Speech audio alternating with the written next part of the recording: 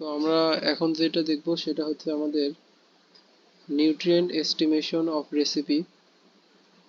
এই nutrient estimation of রেসিপির কয়েকটা মেথড আছে, মোটামুটি 4টা মেথড। একটা সামেশন মেথড, একটা রেসিপি মেথড, ইনগ্রেডিয়েন্ট মেথড, আর একটা হচ্ছে মিক্সড মেথড। তো আমরা হচ্ছে মিক্সড মেথডের সাহায্যে কিভাবে নিউট্রিয়েন্ট এস্টিমেশন করতে পারি একটা রেসিপির, সেটা আমরা আজকে দেখব।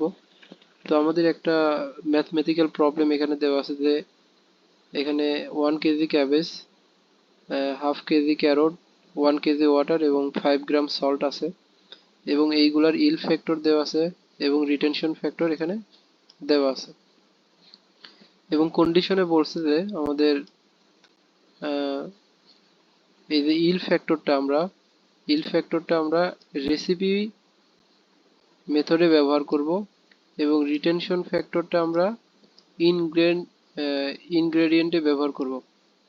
যেহেতু এটা মিক্সড মেথড, এই জন্য এখানে আমাদের এই রেসিপি মেথড এবং এই ইনগ্রেডিয়েন্ট মেথড দুইটা ইউজ করতে হবে, এবং বলে দিছে কোনটাতে কোনটা আমরা ব্যবহার করতে পারবো।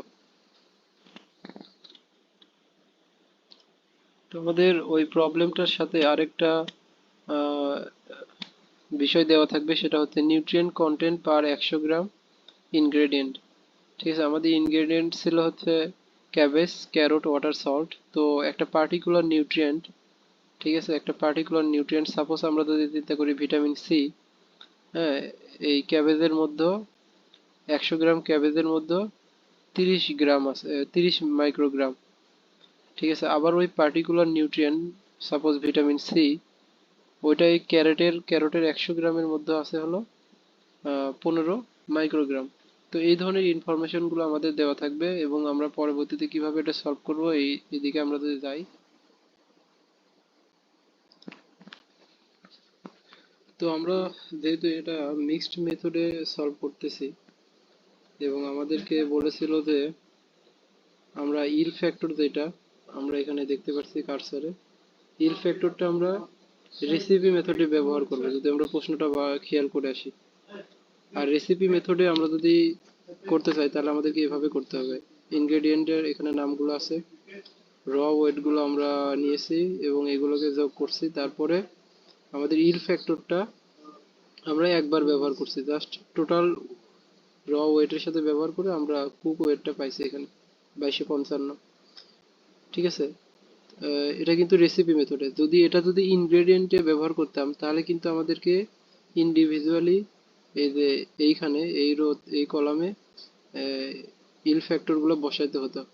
বসানোর পরে আমরা এখানে কুক ওয়েট গুলো পাইতাম ইন্ডিভিজুয়াল ক্যাবেজের জন্য, ক্যারেটের জন্য, ওয়াটারের জন্য, টেবিল সল্টের জন্য, তারপরে আমরা ওটা যোগ করতাম।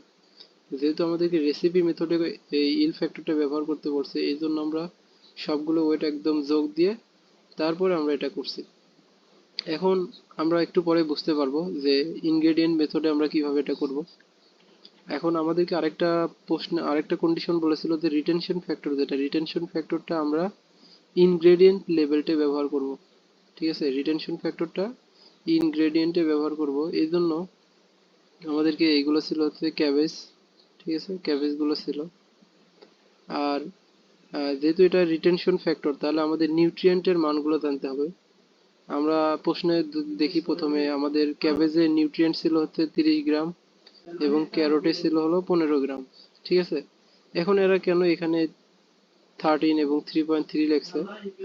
আমরা যদি এই প্রশ্নে একটু উপরে খেয়াল করি যে এখানে কি লেখছে যে নিউট্রিয়েন্ট, হ্যাঁ, মিলিগ্রাম, নিউট্রিয়েন্ট এক্স, একটা পার্টিকুলার নিউট্রিয়েন্ট আমরা যেটা ধরি ভিটামিন সি, একটা পার্টিকুলার নিউট্রিয়েন্ট মিলিগ্রামে পার 100 গ্রাম, 100 গ্রামে কত মিলিগ্রাম আছে, সরি কত মাইক্রোগ্রাম, আছে অফ কুক ওয়েট।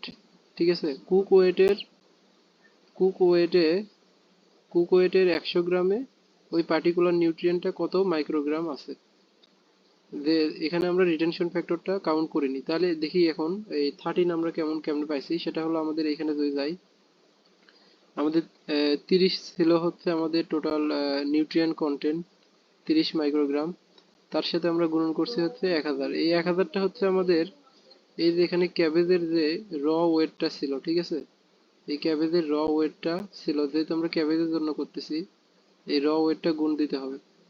গুণ দেওয়ার পরে এটাকে আমাদের এই যে কুক ওয়েট দ্বারা ভাগ দিতে হবে।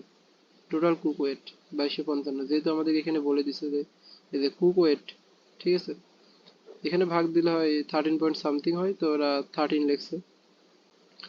এরপরে আমরা 3.3 যেটা ক্যারোটের জন্য, এটা যদি আমরা খেয়াল করি, আমাদের ক্যারোটে যদি আমাদের ওই পার্টিকুলার একটা নিউট্রিয়েন্ট ছিল 15 গ্রাম, ঠিক আছে, ওইটার সাথে আমরা এই ক্যারোটের 500 গ্রাম ক্যারোটের ওয়েটটা গুণন করছি। গুণন করার পরে টোটাল আমাদের কুক ওয়েট ছিল 2255, ওইটা দিয়ে ভাগ করছি, করার পরে 3.3 সামথিং হয়েছে, ঠিক আছে। পরে এরা হচ্ছে এটাকে যোগ করছে, এখানে সাম করছে।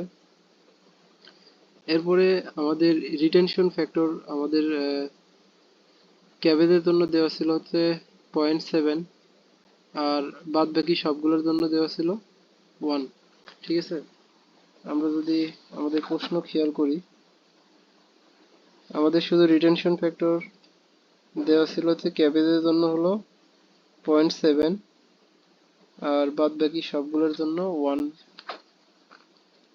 তাহলে এই ক্ষেত্রে আমরা এই রিটেনশন ফ্যাক্টরগুলো বসিয়ে দিছি, ঠিক আছে। দেওয়ার পরে এই 13 ইন্টু 0.7 হয়েছে 9, এখানে রিটেনশন ফ্যাক্টর দিয়ে গুণ করার পরে এটা হয়েছে নিউট্রিয়েন্ট কন্টেন্টটা। সিমিলারলি 3.3 ইন্টু 1 3.3, এইভাবে করার পরে এইগুলো যোগ সামেশন করার পর হচ্ছে 12.6।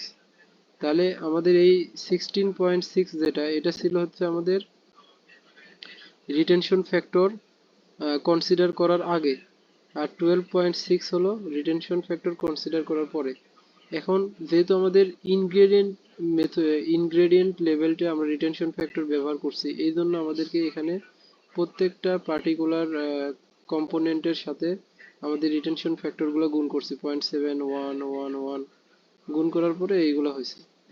আমরা ক্লাসে যেভাবে করছিলাম, আমাদেরকে গুলজার স্যার যেভাবে করাইছিল, সেটা হচ্ছে আমরা সরাসরি এখানে আমরা ক্যাবেজে কত ছিল 30, আর এখানে লিখলাম হলো 15, 30 আর হচ্ছে 15 লিখতাম।